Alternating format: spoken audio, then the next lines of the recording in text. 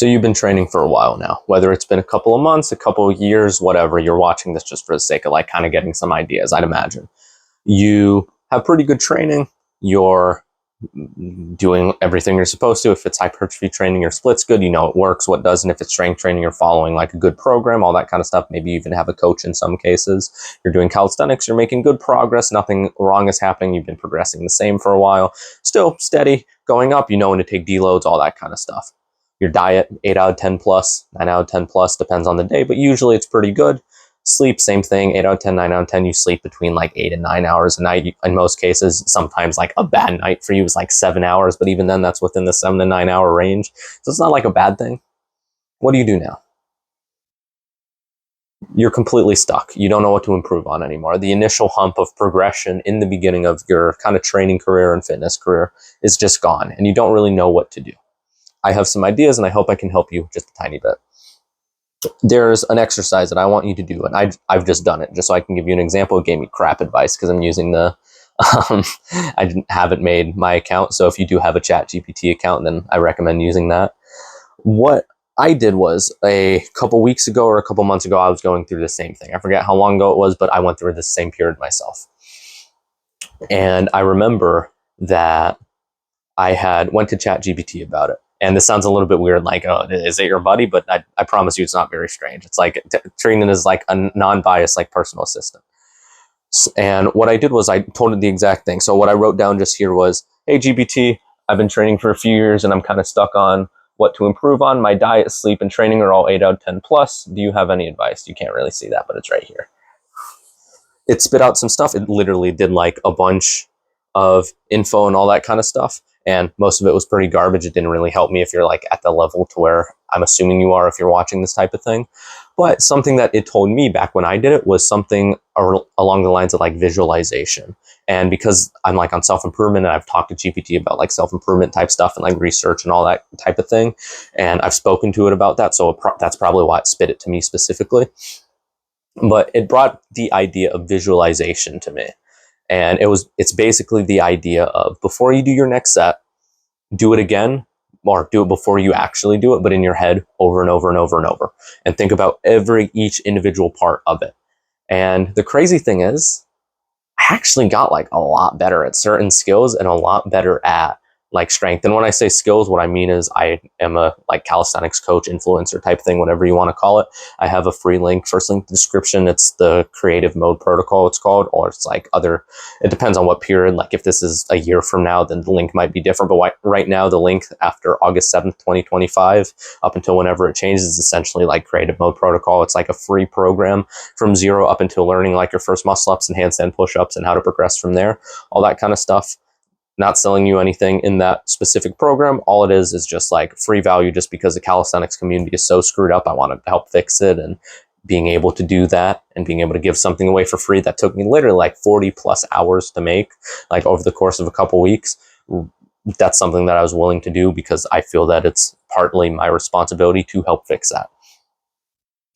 When I have that incorporated into the program, by the way, and I explain it in more detail, but essentially what you do is you think you can have music in, you can have no music, silent gym, loud gym, whatever. You focus only on what you're doing. You make sure you do it after your initial rest. So let's say you do your first set, whatever, super intense, all that kind of stuff. Let's say you're doing dips, you do the dips, you finish, and then you're done. You take a breather, you get some water, all that kind of stuff. You're finished, you're good. What you do is after is you sit there, you kind of like contemplate for a second. So you kind of like let the thoughts dial down. If you've ever meditated before, then it's kind of a very similar feeling. You kind of just let everything kind of subside. You'll have like kind of like ADHD, like autistic type of thoughts of like, oh my God, that person over there is looking at me. Oh my God, it's horrible. Let them die down, let them flow down. And then you'll start visualizing.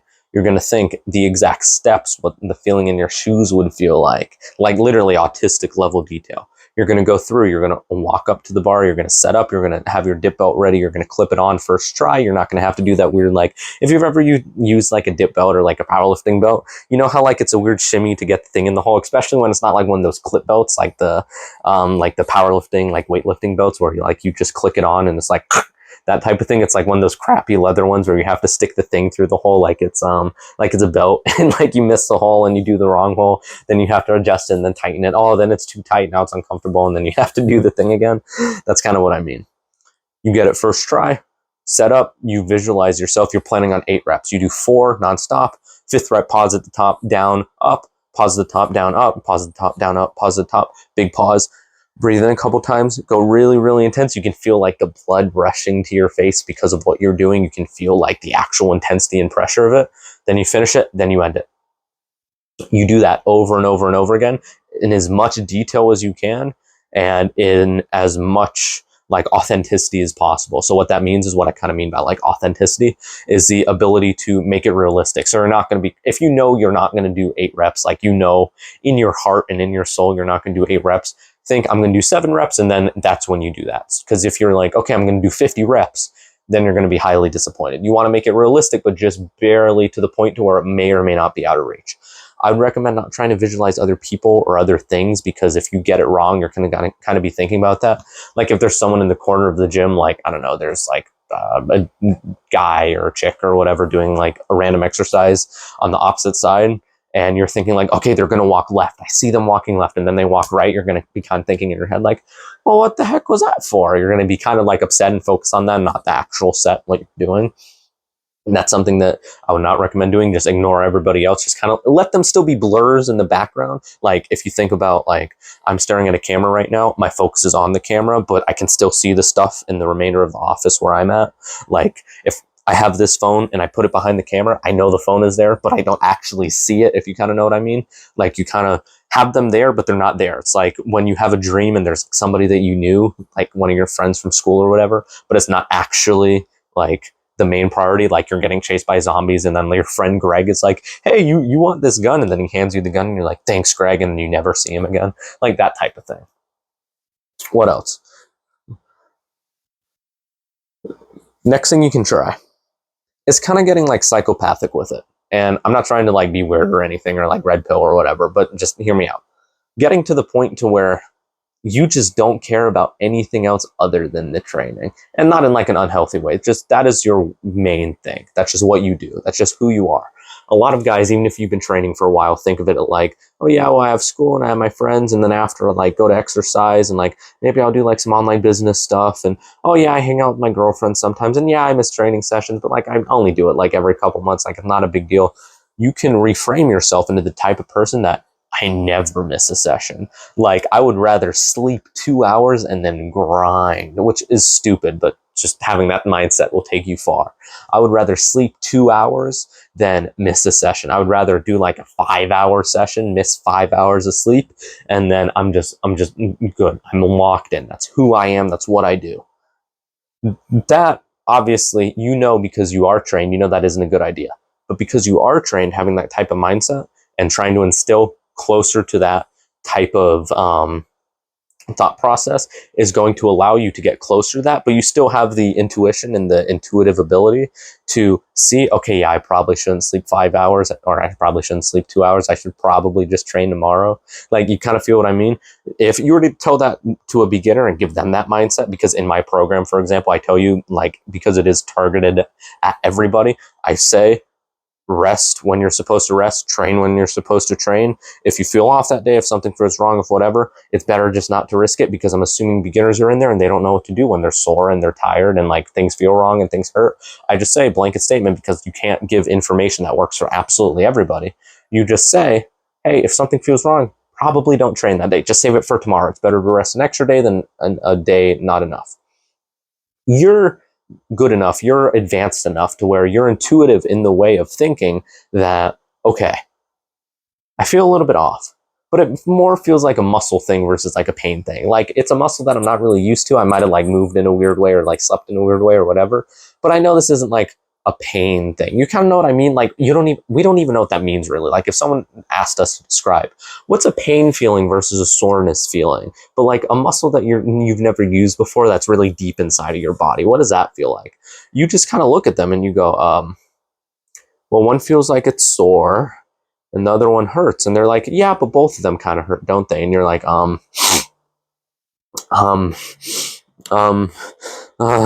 and then you take like one of these hand gripper things and then you whack them on the head with it. So that's another thing, getting more intense with it, just getting to the ability to where it's more important to you. And it probably already is important to you if you're doing like all the correct things, but getting to the level to where it's like, yeah, this is just who I am. Not like one of those people where you're like, oh, well, yeah, I plan on doing it for the rest of my life. And maybe when I'm older, like I'll switch up modalities, or maybe I'll train less. I don't really know. I'll probably like prioritize family. Like, no, this is what you do for the rest of your life. You optimize to the best of your ability. That's just what you do. And you're unapologetic about it. That is something that you can also try and prioritize, a mindset that you can still. And obviously you don't have to go like completely like balls to the walls, like shooting people if like they walk in front of you because you were trying to get to the Smith machine and then somebody else took it, but the grandma walked in front of you with their walker. Just calm down. Next thing. We always tell beginners in this fitness industry, don't worry about optimization. Just again, go into the gym, be consistent, all that kind of stuff. If you've been training for a while, you know being consistent is just a default. You understand the basics of 10 to 20 sets per muscle group, 2 to 5 times a week, 24 to 48 hours of recovery. You understand all of that. You know that information. This is when you need to hyper optimize. This is when you're like, okay, this is the type of carb I need this period of time before the workout when I'm doing this type of intense workout. And this, I know I need X amount for legs versus X amount for like an arm session because they're different sizes. So you need more glycogen for one or the other. You know, post workout, okay, I'm in a fat loss phase right now. I'm trying to lose weight, for example. You know, okay, casein in the morning because I know I have work, and if I'm at work, I'm going to be focused on working and not on eating, and I don't want to be hungry during work because I know when I get home I'm going to binge and I'm going to be more tired, and I know if I'm more tired I'm going to binge, and know if I have casein during work I'm not going to be hungry during work, so I'm going to be less hungry when I get home, and then I can have like a normal meal and all that kind of stuff.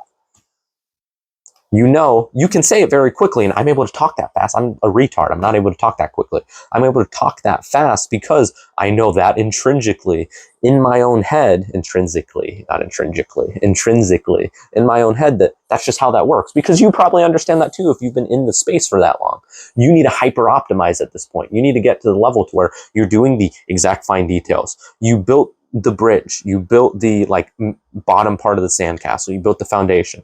Now it's time, or even better yet, you've built the outline for the sculpture. So when people like have the hammer and they have the hammer and then they have like the little pick thing, you've built the sculpture. Now it's time to sand out the edges and actually make it better. That's what you have to do if you want to make better progress, because now it's stale for you. Now you have nothing to progress in. You're not going to get a big hoorah moment. You're going to make a bunch of really, really small mini hoorahs. It's not going to be like, oh, so you add weight in order to progress. You're not, you know that already. Only a beginner, only somebody who's never trained before has that realization. The thing that's going to give you your best progress is the stuff that's going to make you barely any progress. It's the simple things like, I don't know where I have it, but wearing a sleep mask when you sleep. It's dimming the lights like an hour before bed because it's going to help set your circadian rhythm slightly better, maybe, it says some studies. It's doing the cold plunge because it's going to boost your mood in the morning, and maybe it does, maybe it doesn't. Who really knows? It's doing that in the morning because you know it may or may not make you feel better. It kind of does, and maybe some days doesn't, whatever. You experiment with it, you see if it works, and then you realize, okay, yeah, I don't really want to do the cold plunge. Like, it doesn't give that much of a positive effect, but I know it gives me a better effect, and I know it makes me feel better, and I know if it makes me feel better, I'm going to be more disciplined, and I'm going to do all the stuff I'm supposed to, and all this kind of stuff. You know that already. You don't have to, you know that. You're at the level to where you know if there's something that you don't want to do, you'll just do it. Because you're at that level in consistency and discipline, and you know that, okay, if this exercise is found out to be better than this one, I'll just supplement it because, like, yeah, I love this exercise, but I want results. I want the actual endpoint. And yeah, the destination is important, but I know if I'm consistent for long enough, because of my previous years of experience, I know that I can learn to love the journey regardless of what it is, because I don't really care. I just love doing the thing. I just want to do the thing. So if the journey says we need to go this way, then you go that way. I hope that makes sense for you. This is a stage where you need to hyper optimize. This is a stage where I'm hyper optimizing, doing all the things that I never really did before. One of the main ones is exercise in the morning versus exercise late at night. That's been something that's huge for me. Another thing has been meal timing that I haven't really been doing. I knew eat something before, like exercising, all that kind of stuff. I knew that. I knew you should probably have some carbs, a little bit of protein, lower the fat, but I didn't really care. Now I'm actually doing those things because one, I want something to progress in, but two, I'm actually making slightly better progress, which is awesome. These are the things that you need to be focused on. If you're interested in my free program or any of my paid programs, I don't know if I have the paid program linked or anything, but I imagine I will one day. Free program, first link in the description, paid program, second link in the description. If you're interested in any of that, then go down. Again, the creative mode protocol right now, if that's what it's called, completely free, probably never going to be charged for. Spent lots of time on it and has tons of information and tons of like autistic level detail about things where I sit there and rant and I'll yell at you and I'll motivate you and all that kind of stuff. That's been everything. My name has been Brandon. Keep doing the best of doing your best. Trust God. And signing off.